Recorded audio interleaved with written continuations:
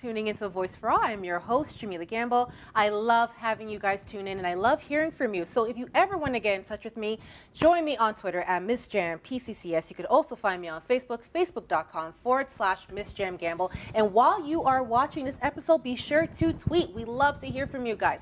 So as you know, we are in season 5 of A Voice for All, and we've covered a lot of different guests and topics, but I have never ever focused on Tourette's, and I'm very, very excited to have Malumir from Tourette Canada, who I hope we break down a lot of the, I don't want to say misconceptions, I really want to say ignorance that people have towards Tourette's. And even myself, in all fairness, I feel like I don't know enough. So help us understand, what is Tourette's?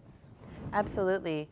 Tourette is, we're going to be a little bit sciencey at first. Let's do it. It's a neurological disorder. What it does is that it sends signals that the body interprets as needing to express, either vocally or in a motor way, so in a physical way. For example, it might be coughing or jerking or twisting or clucking your tongue. It could be almost anything, really. Have they proven why? Like, what is it? Is it something that they're born with or they acquire?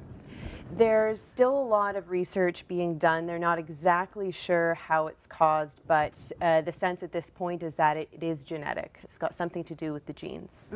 Now, when I was talking about misconceptions, what are some of the misconceptions that people have?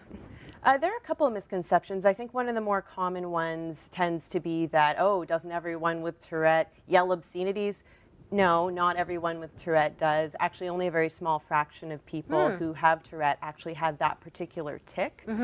But another misconception, or as you put it, the lack of awareness, is that 4 out of 5 people with Tourette also have another comorbidity, we call them. So it's an other existing disorder. For example, like ADHD or OCD or sensory defensiveness. And it's funny you mentioned that, because the first thing I thought of when you mentioned involuntary movements and, you know, repeating certain words, I thought of autism. For some reason, you know, because some of the children I work with, they do display certain involuntary movements, or they you know, display echolalia and they're repeating certain words. And I was like, is there a connection? So, ADHD and OCD, sensory defensiveness, and there are actually quite a few other disorders that can quite often accompany Tourette. Now, when you were talking about yelling obscenities, why swearing? What is it about repeating certain words that it's swearing? It's not saying, you know, animals or clucking like a chicken. It's swearing. What about it? Yeah, so that's called coprolalia, that particular tic, and I think the reason that they believe that swearing is one of those tics is that it's something that you're not supposed to do. You're not supposed to yell out swear words, and also the sound that most swear words make when you enunciate them, it tends to be forceful. And so in that sense, it's almost like when you have a sneeze, once you actually sneeze, it's usually forceful and it kind of it provides a release. It's the same thing with coprolalia in a way, but you know, that element of saying the thing you're not supposed to say, that can actually play out into other tics as well. It makes sense, because I've never really understood it, obviously, in the scientific way. But hearing you explain it right now, if your body's having these involuntary movements and there's this almost this tension, because I'm sure there's some people who are trying to control some of those movements, and then when you swear, it's almost like well, you know? any of the tics actually, because any tic, it actually feels like, well, you can feel the pressure building up. I myself have Tourette. And you can actually feel the pressure building up, and you do have to let it out at some point.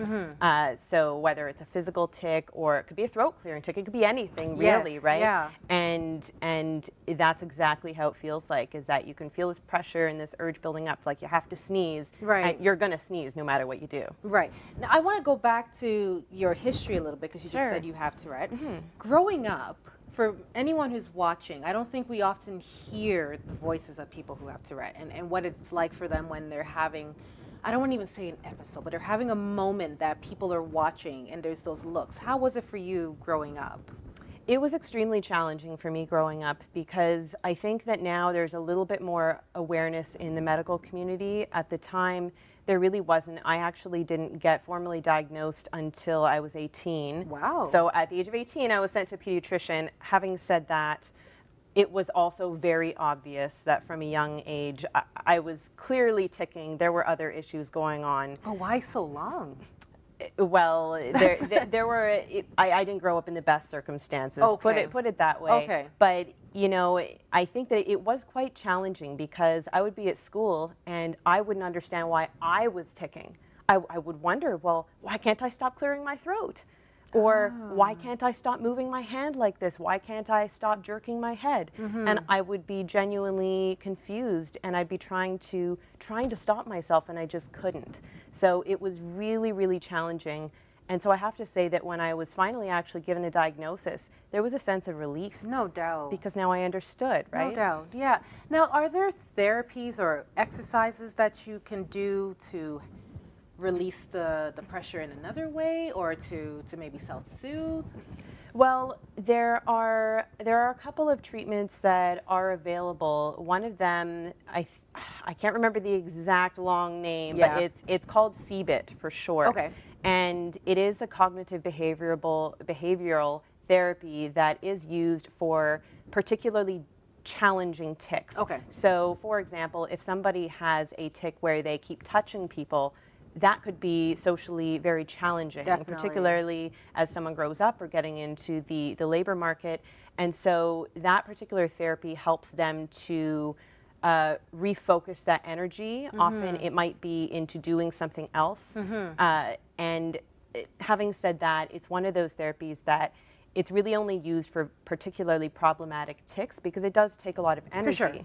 For sure. Now I want to talk about Tourette Canada. First off, I'm so glad that there's an organization out there that families and individuals could turn to. In terms of services, what are you guys doing for the community? Absolutely. We really focus on education and advocacy and self-help and community building. So we have a number of programs. We do provide these programs in the GTA chapter called Living, Loving, and Learning. Okay. And another one called Navigating the Storm. And these two educational programs, we present them as workshops. I've heard of them, yes. Yeah, you know what? They're the board, fantastic. You guys advertise it to the board, I've heard. Yeah. So we get the word out there, and people who have Tourette or maybe someone in their life who has Tourette can come to these and get a glimpse and get a little bit better understanding of what their loved one is going through.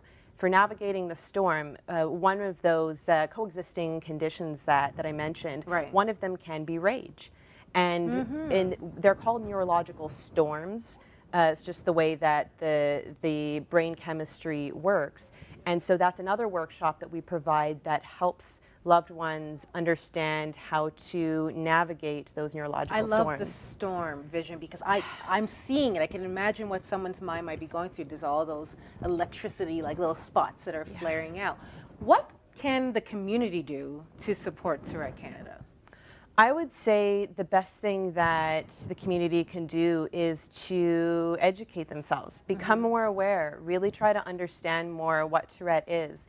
You know, we do provide in-service programming where we'll go into workplaces of people who often come into contact with those with Tourette. So, for example, law enforcement or first responders, teachers and other educators, school administrators, anyone who's involved in the health field. Those are some really, those key allied professionals who are very involved. But also in general, to get the word out there to people who can be a little more understanding. I'll never forget the day a person on a bus saw me ticking. It was an eye tic, and he asked me what was wrong with my eyes. And I explained, well, I have Tourette syndrome. He then proceeded to argue with me that actually I didn't have Tourette syndrome. Oh. So I think that education is very important, and it can go a long way, because I think that once you have that knowledge and you understand where someone's coming from, it's better all around. Okay. You tell him, and he's arguing with you. Yes. Wow. Honestly, I'm so glad we got you on the show because, again, through the 15 or 16 years I've been in this field, I've actually supported one individual. And even then, I was so young that I didn't even understand what it was about. And, unfortunately, due to media and shows like South Park and stand-up comics, there's this whole cloud that I think we really need to work together to help move it. So thank you for being on the show. Thank you for having me. And again, Peel, if you know someone who has Tourette, do not assume that this is something that they're doing intentionally. One thing, like Malumir said, is to educate yourselves. And I'm so glad that there's organizations like Tourette Canada that's out there to support us. If you are watching and you've never met someone who has Tourette, instead of arguing with them, do your part and educate yourselves. Go on Google, do some research, find out what happens to the brain, because it's not only something you could develop at birth. I'm sure maybe there might be something that could trigger to be picked up along the way. Who knows? So I'm so glad that Malumir was here to talk about it. We are not done here on A Voice for All. We have another great interview lined up, but I hope that you learned something about Tourette, and if not, all their information is at the bottom of the screen. Be sure to connect with them. They will always be there to answer your questions. So we will see you guys right after the commercial break.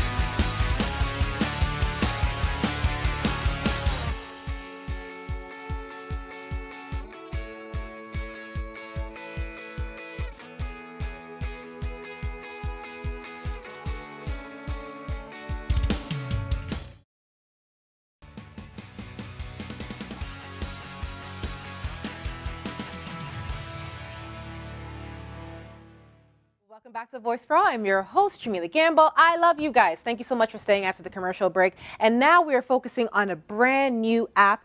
I am not techie at all. Only thing I'm good at is Twitter. Speaking of Twitter, follow me at Miss Jam, PCCS, and Facebook.com/Miss Jam Gamble. So I have Keisha and Shauna, who are young app developers. That's right. That's right. From Motify. Did I say it right? You did. Motify. Absolutely. Can I say like this voice? Sure. That's the perfect voice for it. Yeah. Motify. Yeah. Motify. Maybe she should be the voice of the app. I should. There we go. 5% cut. Motify. So welcome Make it to 3% and you have a deal. 5.5. Welcome to A Voice for All. Thank you. Kate, let's just do a quick background check. You and I went to high school together. That's correct. We were neighbors That's correct. in the same building. Not the same floor. No. Same building. Yes. And when we lived together, I think I was just getting into the world of working with the city and working with people who have autism. Mm-hmm. But I think as I got more into the field, I had my suspicions about your brother, but I wasn't sure. That is correct. So give us a little quick background story on him. So my brother was diagnosed when he was around 2 years old. Okay. So he's on the autism spectrum before, when the classification used to be Asperger's. Yes. That was his classification. Mm-hmm. And as you mentioned, I remember you had your suspicions. I did. And then we worked at the city together, where my brother was actually one of the campers there. Yeah. And you were like, I knew it. I knew it. No, absolutely. But yeah, my brother has been going to regular schools and getting the support that he needs. How old is he now? My brother's now 20. Lord. I know. Oh my God. I know. Wow. And Yes. and this is where Motify came from, no? Absolutely. Wow. Absolutely. And Keisha, how did you get involved in this? What's your connection? Unwillingly. She kidnapped me at the beginning of college. I believe it. Yes. So I had Blink no once choice. if you need help. So she kidnapped me and decided I'm going to be her friend. And from there was no escaping. That sounds pretty legit. That's Yes. how I make all my Yes. friends. I thought so. So when it came to doing our final year capstone, it was like, okay, you're with me. What other two fools can we kidnap as well? Wow. So there we That's go. I believe this. This could be a movie, like the next Facebook movie, the Motify movie, how you know. kidnap people. Kidnap and stalk. Before you met her, did you have any understanding of autism? No, not at all. I was completely I had the vaguest concept of it from movies and popular culture, but So Rain Man. there we go. Okay, Rain Man. Maybe I Am Sam, but mostly Rain Man. Sure. It's a good movie. It's a good movie. But now, after developing the app, do you feel like you have a better? I feel like I understand a lot, and I understand just how little I don't understand as well. Mm-hmm. And it's every time like someone talks to me and tries to explain more about it, it always hits me like these are problems that I face, other people face. It's just not to the same degree or or all these problems at once. They're things that we can relate to. It's just we never have to think about them all together. I think this is like the most genius thing I've ever heard from a guest on my show.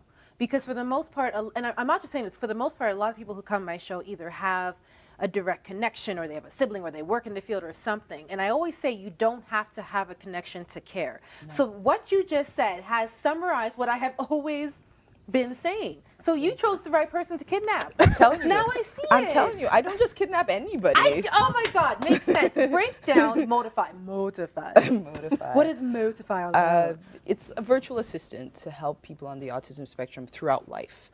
And one of the big things I wanted it to be able to do is change and adapt with the individual. Because sometimes we have these tools that are great for that time. Mm-hmm. When they're 16 or when they're 12, it's great. But then what happens when they get older? Because they get older. And they change. And Did you people guys change. know this? People with autism, the children, they grow up, right? And they become teenagers and then wait for it, they become adults. Wow.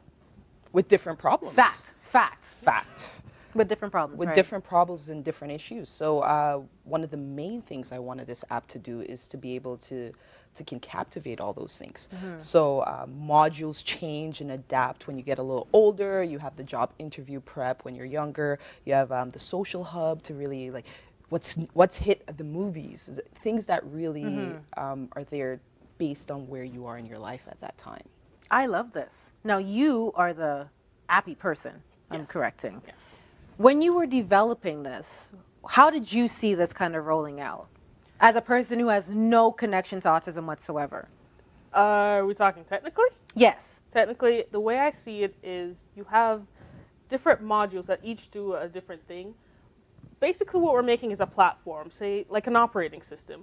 And each module is like a different program. So we're adding different programs and then using machine learning, we watch the way you use the software and say, this looks like something you could possibly use. You're about this age now and you seem to be having a little bit of trouble here. Try and use the interview preparation mm-hmm. tool. And so that's the way we want to do is that we keep building modules that will continue to evolve. And eventually we want it to be a platform where other people can create tools as modules for the system. Mm-hmm. Oh my God. So even people on the spectrum, whether they can program or not, mm-hmm. if they know what they're struggling with and the things they need, we want it to be a platform that you can come up with a great idea and we're able to integrate it in what we currently have. Has your brother been using it? Yes, and he's been kicking our butts on all the games. He's like, oh, I finished that in 3 seconds. I'm like, it took me 20 minutes and we created it. Different mind. Different mind. How's he using it? Because he's obviously on the, I hate saying the higher end, but he's down there mm-hmm. In terms of his functioning. Absolutely. How does he use it in his daily life? Two of the main things that my brother uses it for is we have an auto scheduler. So based on talking to experts in the mm-hmm. field, we got, okay, for every hour of class, you should be doing at least an hour of study or 2 hours. Right. Every night, you're supposed to be getting 6 to 8 hours of sleep. So it auto schedules your day. So unlike a regular calendar where you have to put in everything every moment, mm-hmm. it auto schedules it. And then based on the things you input, then it recalculates and reschedules it. So that's one of the big things. I need this in my life. Yeah. So that's one of the things we added to it as well. So instead of having to sit there and go, okay, I'm going to the dentist at 5 p.m., here's all the information you need, all you have to say is dentist at 5. And then it it says, okay, you have a dentist appointment at 5 p.m. today, and puts it in for you. So we're going to talk about me getting it on my phone Sure, afterwards, sure. because that sounds so, again, relatable. Absolutely. The same issues, like you said, that we might face, they might face as well. And one of the other things that my brother really uses is that we have a job preparedness tool where Because it people with autism could work. absolutely, Fun fact, yeah. and what it does, it measures your tonality as well as your facial emotions and gives you an analysis of how you did based on basic interview questions that are asked. And then it gives you links to different websites if you're struggling in this area and they're saying, hey, you need to be more expressive. Here are some example videos you may watch to really help you to improve upon that. And while everybody's losing their mind over Beyonce and her lemonade, there's regular, normal people who are creating absolutely my mind is like going all over the place right now. How, like, what devices can you put it on? Be able to put it on, you can access it through your browser, your phone, your tablet. We're hoping to put it on wearable devices, so if you have a smartwatch, which would be very helpful with the autoscheduler knowing, I've got class in 5 minutes. Yeah, that's about it. And what's the next goal? Because obviously this can't be it. There needs like you guys are gonna have like a robot or something. Do you have a robot? We could talk. Oh, okay. All right. So the goal is we started with the prototype. This was originally a school project. So now we're going back to the basics and redoing the app and, making it actually a functioning app complete with all the bells and whistles. And from there, we're going to start adding new modules and then working with, we started talking with Autism Ontario and, Autism Canada. And am I going to get a clap for everything I say? If you say Autism Speaks, I won't clap. Oh, okay. Continue. So we're working with them to test the thing. So once we do that, we're Wicked. going to start testing each of our modules. And I could imagine what the feedback is, but what has been the feedback based on this idea? So it was kind of crazy because before we actually started coding, I wanted to make sure that whatever we developed was based in research. Because again, I just know my experience with my brother. And, yes, I've done a lot of research in the field, but I'm nowhere near an expert. True. Right? So I felt it was important not only to deal with the individuals who work with people on the spectrum, but people on the spectrum themselves. For sure. The voice. Absolutely. So what we did, we partnered with Sheridan has a group called Face It, where they're all individuals on the autism spectrum, and we have them try the application, and whether they like it or not, they tell us very bluntly, oh, why does that do that? Why doesn't that do that? But that's it's great. Great feedback. It's amazing, and that's exactly what I look for. The clinical psychologist at York University as well gave a lot of input, Peel District School Board. Everybody has been so overwhelmingly accepting. Because I went in going, nobody knows who I am. I'm just going to send out a whole bunch of emails to see what the response was. But it just showed how much something like this is needed. For us to get such a strong response has been nothing but overwhelming. So whatever we're trying to do, right now we're looking for more developers because I don't want to release something that is not what we were expecting to do. I want us to do the best we can. So we're really working hard to make sure that whatever we create is something that is based in research, something that can actually be beneficial and helpful. I wish there was a camera that was inside my brain so you could see how excited my brain is jumping for joy right now. Some of the things that are created, I find, I've worked in the field for many years now, and some of the things I see are completely outdated or they don't speak to the actual individual. And I haven't even seen this app yet, but I'm already excited about it. So for parents, for educators, for actually people on the spectrum, I am really excited, and I'm honestly so proud of you guys for creating this. You heard what she said. They are looking for developers. They are looking for people to partner with. They're looking for feedback. Their information is at the bottom of the screen. Please, I encourage you to get in touch with them. Get those connections out there. Ask those questions because we need to see this out there. This has been a fantastic episode of A Voice for All. I love having you guys support. So I will catch you guys next week, and I really hope you enjoyed this episode tonight. Take care.